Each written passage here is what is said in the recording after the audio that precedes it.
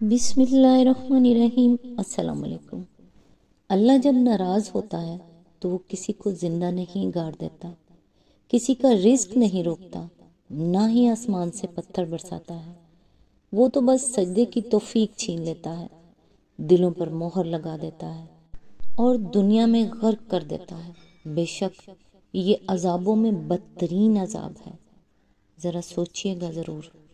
अपने वक्त में से कुछ वक्त उन लोगों के लिए सदका कर दें जिनको वक्त ने इस हाल तक पहुंचा दिया है कि अपनी बात सुनने और सुनाने के उनके पास कोई शख्स नहीं।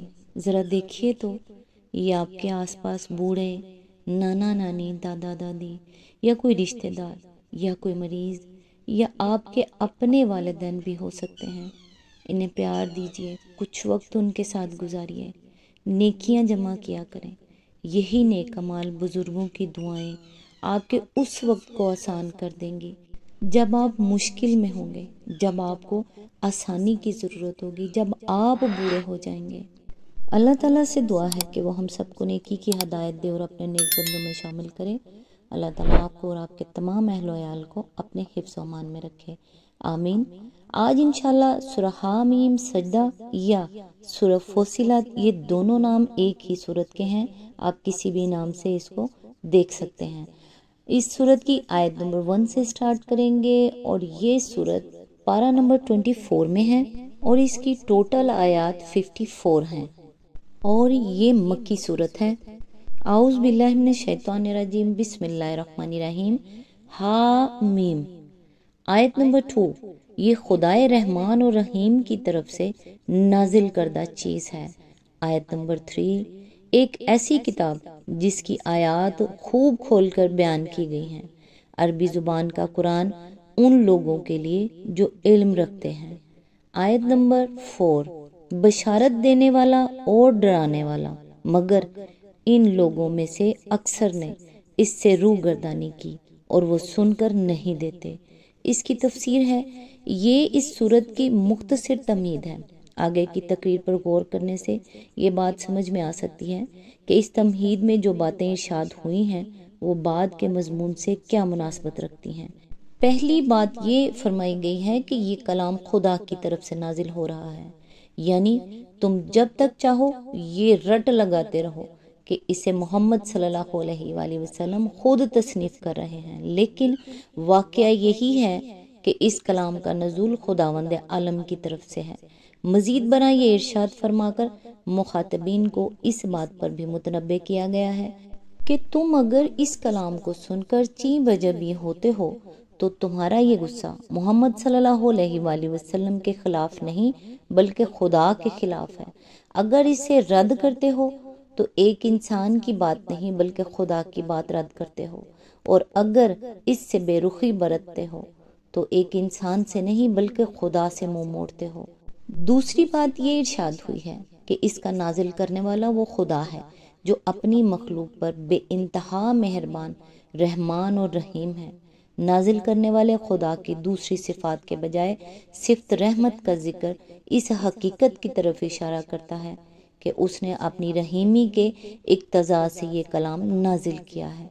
इससे मुखातबीन को खबरदार किया गया है कि इस कलाम से अगर कोई बेरुखी बरतता है या इससे रद्द करता है या इस पर चेंबजबी होता है तो दर हकीकत अपने आप से दुश्मनी करता है। ये तो एक नेमत उज़्मा है जो खुदा ने सरासर अपनी रहमत की बिना पर इंसानों की रहनुमाई और फलाह और सादत के लिए नाजिल की है। खुदा अगर इंसानों से बेरुखी बरतता तो इन्हें अंधेरे में भटकने के लिए छोड़ देता और कुछ परवाह न करता कि ये किस घड़े में जा गिरते हैं। लेकिन ये इसका फजल और करम है कि पैदा करने और रोजी देने के साथ इनकी जिंदगी संवारने के लिए इल्म की रोशनी दिखाना भी वो अपनी जिम्मेदारी समझता है, और इसी बिना पर ये कलाम अपने एक बंदे पर नाजिल कर रहा है। अब उस शख्स से बढ़कर ना शुक्रा और आप अपना दुश्मन कौन होगा जो इस रहमत से फायदा उठाने के बजाय उल्टा इससे लड़ने के लिए दौड़े। तीसरी बात ये फरमाई है कि इस किताब की आयत खोल कर बयान की गई हैं, यानी इसमें कोई बात गुंजलक और पेचीदा नहीं है। کہ کوئی شخص اس بنا پر اسے قبول کرنے سے معذوری ظاہر کر دے کہ اس کی سمجھ میں اس کتاب کے مضامین آتے ہی نہیں ہیں۔ اس میں تو صاف صاف بتایا گیا ہے کہ حق کیا ہے اور باطل کیا، صحیح عقائد کون سے ہیں اور غلط عقائد کون سے، اچھے اخلاق کیا ہیں اور برے اخلاق کیا ہیں، نیکی کیا ہے اور بدی کیا، کس طریقے کی پیروی میں انسان کی بھلائی ہے اور کس طریقے کو اختیار کرنے میں اس کا اپنا خسارہ ہے۔ ایسی صاف اور کھلی ہوئی ہدایات کو اگر کوئی شخص رد کرتا ہے یا اس کی طرف توجہ نہیں کرتا تو وہ کوئی معذرت پیش نہیں کر سکتا۔ اس کے اس رویے کی صاف معنی یہ ہیں کہ وہ خود برسر غلط رہنا چاہتا ہے۔ چوتھی بات یہ فرمائی گئی ہے کہ یہ عربی زبان کا قرآن ہے۔ مطلب یہ ہے کہ اگر یہ قرآن کسی غیر زبان میں آتا تو اہل عرب یہ عذر پیش کر سکتے تھے کہ ہم اس زبان ہی سے نابلد ہیں جس میں خدا نے اپنی کتاب بھیجی ہے، لیکن یہ تو ان کی اپنی زبان میں ہے، اسے نہ سمجھ سکنے کا بہانہ وہ نہیں بنا سکتے۔ اس مقام پر آیت نمبر 44 بھی پیش نظر ہے جس میں یہی مضمون ایک دوسرے طریقے سے بیان ہوا ہے، اور یہ شبہ کہ پھر غیر اہل عرب کے لیے تو قرآن کی دعوت کو قبول نہ کرنے کے لیے ایک معقول عذر موجود ہے، اس سے پہلے ہم رفع کر چکے ہیں۔ ملاحظہ و تفہیم القرآن جیل 2 سورہ یوسف حاشیہ نمبر 5 رسائل و مسائل حصہ اول صفحہ نمبر 19 to 23۔ پانچویں بات یہ فرمائی گئی ہے کہ یہ کتاب ان لوگوں کے لیے ہے جو علم رکھتے ہیں، یعنی اس سے فائدہ صرف دانا لوگ ہی اٹھا سکتے ہیں، نادان لوگوں کے لیے یہ اسی طرح بے فائدہ ہے جس طرح ایک قیمتی ہیرا اس شخص کے لیے بے فائدہ ہے جو ہیرے اور پتھر کا فرق نہ جانتا ہو۔ چھٹی بات یہ فرمائی گئی ہے کہ یہ کتاب بشارت دینے والی اور ڈرا دینے والی ہے، یعنی ایسا نہیں ہے کہ یہ محض ایک تخیل، ایک فلسفہ اور ایک نمونہ انشاء پیش کرتی ہو جسے ماننے یا نہ ماننے کا کچھ حاصل نہ ہو، بلکہ یہ ہانکے پکارے تمام دنیا کو خبردار کر رہی ہے کہ اسے ماننے کے نتائج نہایت شاندار اور نہ ماننے کے نتائج انتہائی ہولناک ہیں۔ ایسی کتاب کو صرف ایک بے وقوف ہی سرسری طور پر نظر انداز کر سکتا ہے۔ آیت نمبر 5 کہتے ہیں جس چیز کی طرف تو ہمیں بلا رہا ہے اس کے لیے ہمارے دلوں پر غلاف چڑھے ہوئے ہیں، ہمارے کان بہرے ہو گئے ہیں اور ہمارے اور تیرے درمیان ایک حجاب حائل ہو گیا ہے، تو اپنا کام کر، ہم اپنا کام کیے جائیں گے۔ اس کی تفسیر ہے یعنی اس کے لیے ہمارے دلوں تک پہنچنے کا کوئی راستہ کھلا ہوا نہیں ہے۔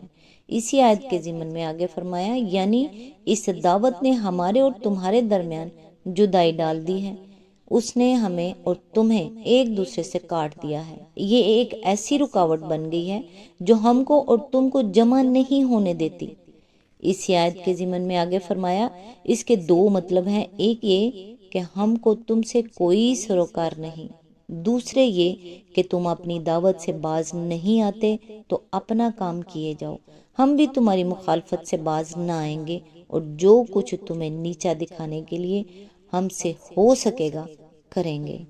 آیت نمبر 6 اے نبی ان سے کہو میں تو ایک بشر ہوں تم جیسا، مجھے وحی کے ذریعے سے بتایا جاتا ہے کہ تمہارا خدا تو بس ایک ہی خدا ہے، لہٰذا تم سیدھے اسی کا رخ اختیار کرو اور اس سے معافی چاہو، تباہی ہے ان مشرکوں کے لیے۔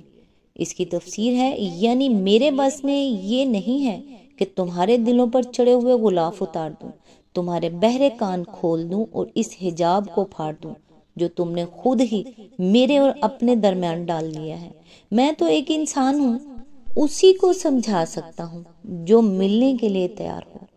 آگے اسی آیت کے ضمن میں فرمایا یعنی تم چاہے اپنے دلوں پر غلاف چڑھا لو اور اپنے کان بہرے کر لو، مگر حقیقت یہ ہے کہ تمہارے بہت سے خدا نہیں ہیں بلکہ صرف ایک ہی خدا ہے جس کے تم بندے ہو، اور یہ کوئی فلسفہ نہیں ہے جو میں نے اپنے غور و فکر سے بنایا ہو جس کے صحیح اور غلط ہونے کا یکساں احتمال ہو، بلکہ یہ حقیقت مجھ پر وحی کے ذریعے سے منکشف کی گئی ہے جس میں غلطی کے احتمال کا شائبہ تک نہیں ہے۔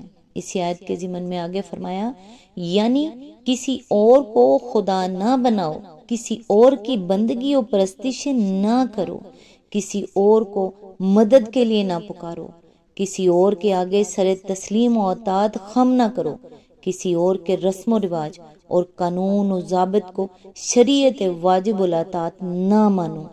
اسی آیت کے ضمن میں آگے فرمایا، معافی اس بے وفائی کی جو اب تک تم اپنے خدا سے کرتے رہے، اس شرک اور کفر اور نافرمانی کی جس کا ارتکاب تم سے اب تک ہوتا رہا، اور ان گناہوں کی جو خدا فراموشی کے باعث تم سے سرزد ہوئے۔